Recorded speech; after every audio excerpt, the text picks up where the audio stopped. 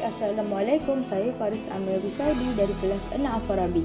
Jom kita kenali salah satu tokoh kemerdekaan kita, iaitu Tun Haji Abdul Razak bin Haji Datuk Hussein.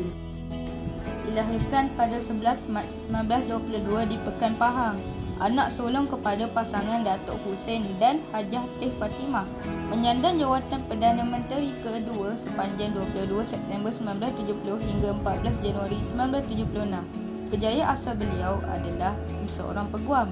Anak pertama beliau merupakan Perdana Menteri ke-6 iaitu Datuk Seri Muhammad Najib.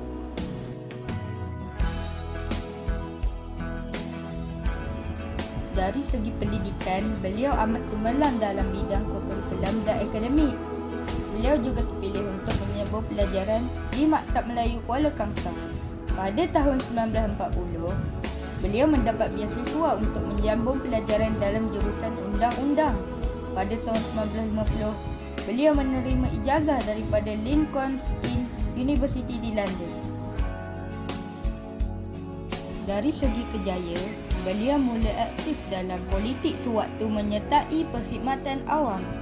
Dilantik sebagai Ketua Pemuda Pertubuhan Kebangsaan Melayu Bersatu.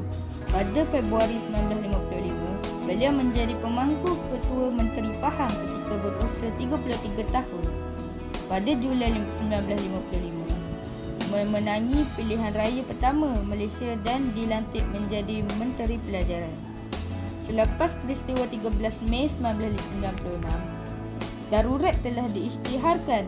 Beliau menggantikan Tunku Abdul Rahman memerintah melalui Dekri 1970. Pada 22 September 1970, beliau menjadi Perdana Menteri kedua Malaysia. Dari segi sumbangan, pada Februari 1956, beliau menyertai misi diketuai oleh Tunku Abdul Rahman ke London untuk menuntut kemerdekaan daripada pihak British.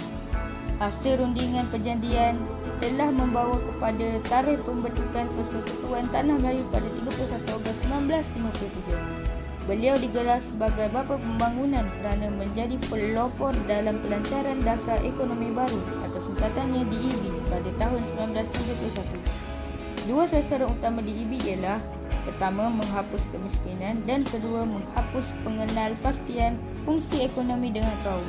1 Januari 1973, beliau menubuhkan Barisan Nasional bagi menggantikan Parti Perikatan. Terima kasih kerana menonton video saya. Selamat Hari Merdeka. Selamat menyambut Hari Kemerdekaan ke-64.